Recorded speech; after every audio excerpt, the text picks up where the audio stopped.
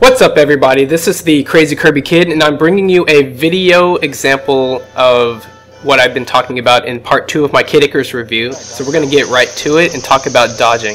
And like I said in the review, if you dash right before an incoming projectile hits you, you'll have your invincibility and dodge right through. And as you can see right there, if you time the shoot button just right after you dodge through, you can do a counter attack. If you mistime it, you'll take damage like that. So right here, I'm going to show you a little bit of what the gameplay looks like when you're just moving and shooting around and using this dodge effectively and ineffectively. Sometimes if attacks don't knock you down, you can take hits, but other times it's most advantageous to dodge through and get your strongest forward dash charge attack off for maximum damage. What? A side dodge? So here is a video example of some natural dodging that comes into play. And as you can see, this dodge where you get your invincibility frames is great, but it kind of commits you into a direction and for a small duration of time. So if you can time it just right, you can avoid attacks simply by moving like you saw there. But that all depends on the speed of the incoming projectile and your character, so you have to play around with that. So here's just a quick example of how important it is to understand how your character moves. You can even natural dodge without activating your invincibility frames just by leaping out of the way and using your side dash shots or your forward dash shots like that. Those are also effective ways to naturally dodge. But what I really want to show in this video is the gunplay or the bullet-to-bullet interplay in Kid Icarus Uprising. And as you can see here, bullets clash and all those sparkling firework-like effects just show each individual bullet hitting each other. It looks pretty cool. And right here we're both using blades so that our bullet fire rate and refresh rate are about even, so we can even walk forward while keeping up this stalemate of sorts. And here's where I'm showing you what it looks like if they don't fire back. They take continual damage. That's pretty powerful. But right here I have my eye-track orbitars and my brother is playing with a midnight palm. And as you can see, our fire rates are different. Mine fire, and they have to pause like that every few seconds, while he has a longer clip.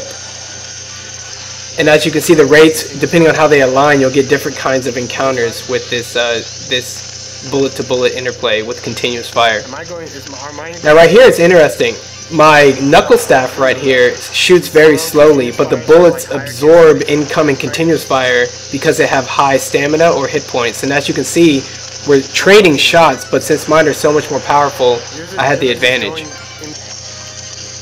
Now you can see these are side dash shots, and you notice the side dash shots have more stamina than continuous fire. So it's possible to block all the side dash shots even though they're multi-shots with yours, but it's obvious that the fully charged shots can absorb even the side dash shots, as you can see here. Depending on the speed at which you move, you can naturally dodge the side dash shots and respond with your charge shots like you're seeing right here. Those are just barely missed me. And as you can see here, if you have enough continual fire and enough sharp aim, you can cancel out the side dash shots with your weaker continual fire. But you just need to keep your sights on the bullets as long as possible for that to happen. Like I said in the review, there are 3 tiers of stamina for your shots. Obviously the continuous fire is the weakest. The side dash shots are medium strength and the charge shots. I don't even know if I can cancel that in time. I was just going through. And here's my charge shot traveling through the air, and it can be slowly whittled down by the Midnight Palm's continuous fire. Oh, I didn't know I could pull it. I didn't know I could pull your auto aim off of it. But depending on the weapon, depending on the strength of the shots or the stamina that they have and the speed at which they travel, all these different strategies of countering bullets become more or less viable. Like right here, his forward dash shot is completely canceling my charge shot. But my Crusader blade has a lot of stamina, so it completely counters the incoming charge shot and continues.